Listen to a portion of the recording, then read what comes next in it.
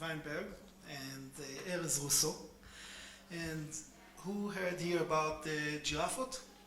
Girafot, right? So Erez Russo was part of this band. Still is. One of my favorites. And Adi here, she's a vocalist for many known singers here in Israel. No? Hello. Yes. Well, I'm a late bloomer, but anyway, I was only one time. I was doing backing vocals for Sarit Haddad in the Eurovision in 2002. That's it. No. Until now. She's lying. She also do backing vocals for Moshe Ben-Ari, which now, and for Red Band, right? So it's true what the man said. There's no many successful acts in Israel, so two is pretty. But I would like, say I heard you singing. I came to a show, like a little gig you did in the third. I was in Shlishit. That's where I heard you first, and I was really inspired. And then I heard about your crowdfunding campaign, and and it was like for me a no-brainer to join it and support you. And your album is, in my humble opinion, is really brilliant and very inspiring. Thank you. And it's really, for me, it's like to close the circle, to have them here personally. And I really have interesting questions I'm dying to ask. We are ready to answer.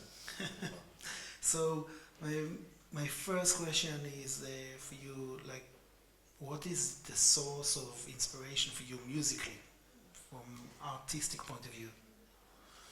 For me is simply life and people and what I feel about people and about the world. And I think for us it's the most beautiful way to put it up, like to come to how do you say that? To express To yourself? express myself, yeah. Good answer. No, it's gonna be like two answers for each question. Yes, why not? It's actually, for me, it's harder to answer this question because I think inspiration. I think every child is born an artist, and as we grow old, some of us become other things, and some of us stay artists. And it doesn't mean that only musicians and sculptors are artists. Maybe you in your own way, you are an artist. But it's something from within, and melodies and harmonies are things that you are born with, I think. So I remember myself as a very, very, very young kid or baby or whatever, singing along, inventing my own melodies, and I just it didn't go away as it does for many other people. That all the kids sing and paint and dance, and I think it's the inspiration is something very deep inside of us as human beings. It's not just the outside world that inspires us. I think we inspire the world. It's the other way. And how it came about that you met each other and started to work together? Well, that's very easy to answer actually, because Adi was. I met her when she was young, and she was very, very hot and beautiful. She still is, but we're talking about 10 years ago, and I was. And I met her in a bar, because here in Tel Aviv, that's where you meet people, in bars. and she was waiting. She was a waiter, and I was a waitress. Sorry, waitress, and I was just a drunk, and I liked her from the moment I saw her, but she wasn't interested in me. We were friends for a while, and nothing happened, and then she disappeared from my life. I got married, I had kids, and then I met her again in a totally different bar. I was still drunk, and she wasn't a waitress anymore. She was a bartender then. And she actually told me that she wanted to sing, and that her dream was to be a singer. And she wanted my advice, and I told her, okay, I gave her some advice, I guess. And then one day she actually showed me a little selfie video that she made on her phone of her singing a song that she wrote on a guitar, and I said, oh my God, I've been looking for something like that for a long time, and we started working together, actually. And your version? The same version. Same version.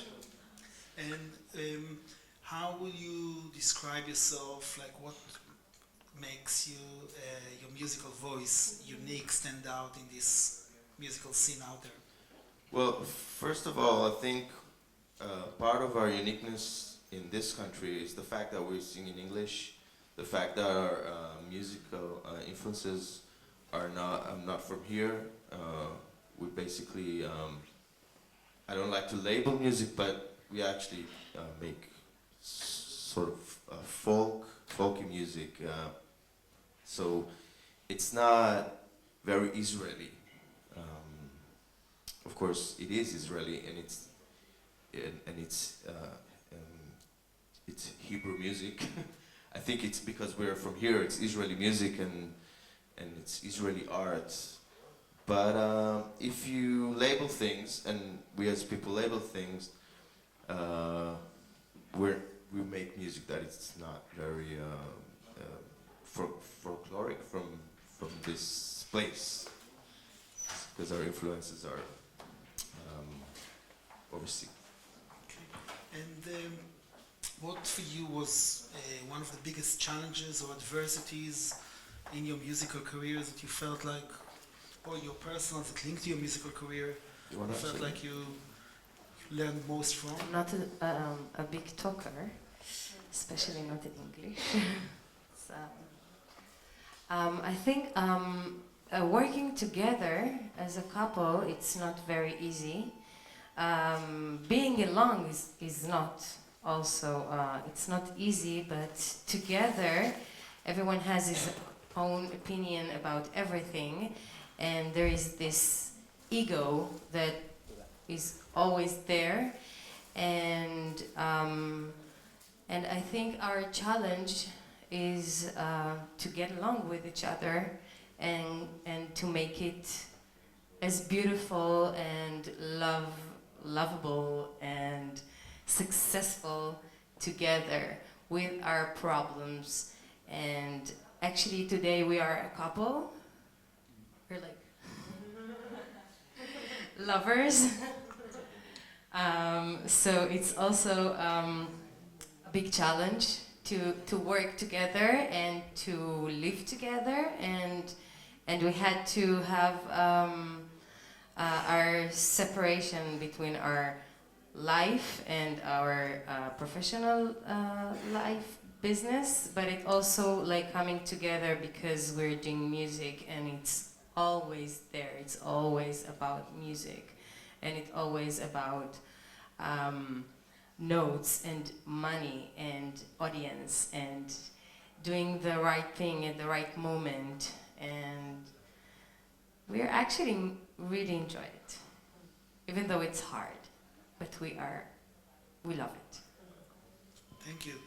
And what you will say is your Mount Everest? What is the personal, professional vision you feel like you are now making your way towards? I think like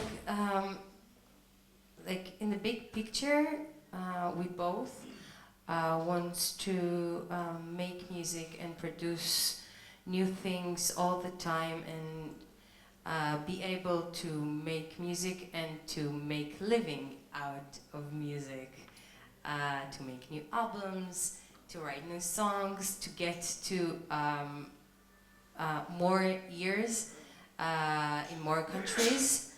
And everything we do is getting there, is doing this thing. I want to die peacefully.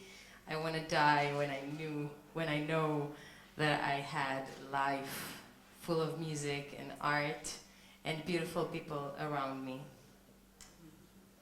In other words, we want to be successful. That's our goal, and our success is not only measured in how good is the living we're making, but we have to make a good living so that we can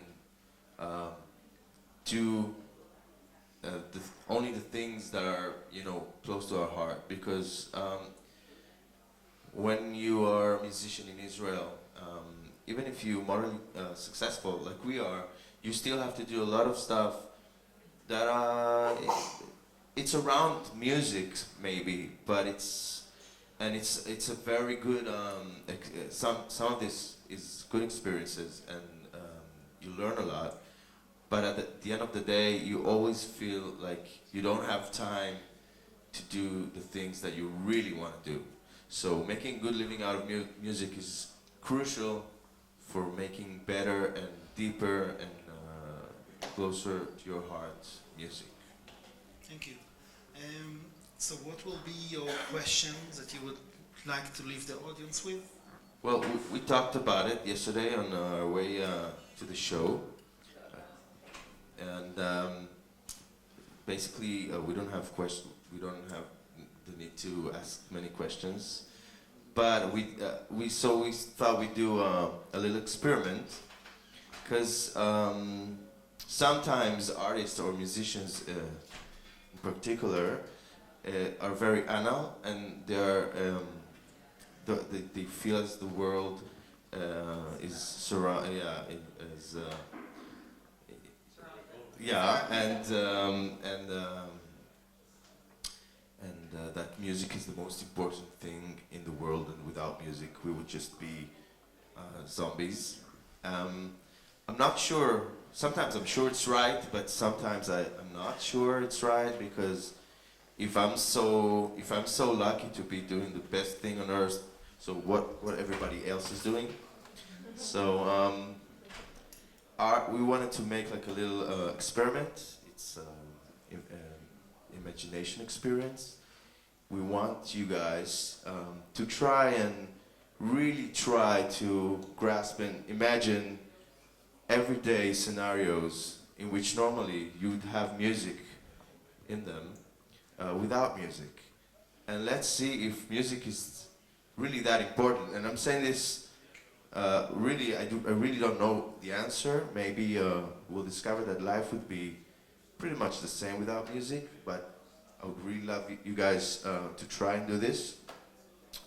For example, when I went into the restroom today, there was music playing, and I was thinking to myself, would it be nicer to take a piss with the music on or without it? Or maybe it wouldn't make any difference. Another scenario would be, I don't know, driving in your car, a really long drive. Would it be better with music in your ears or without it? Or it would be the same?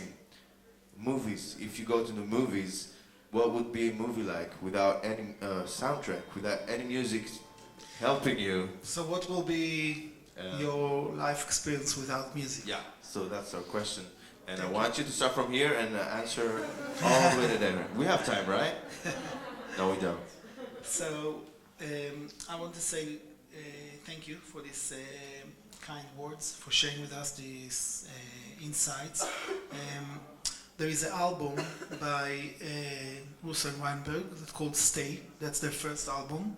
And they are going around Israel and performing. And are you working on another album? We're always working on something. Hopefully, at the end, it will come out to be one album. I would love you to, you know, to finish this evening with another 1 or 2 or 3 songs. Are we good for? When is your next show? When is your next show? It's gonna be at the Zappa Tel Aviv, the 7th of May. Write it down. Okay, so let's have one song and then I'll say thank yous and then we'll have a couple of more to finish the evening. If Yeah, are we good with that? We are very lucky, I'm telling you, to have them here tonight. Very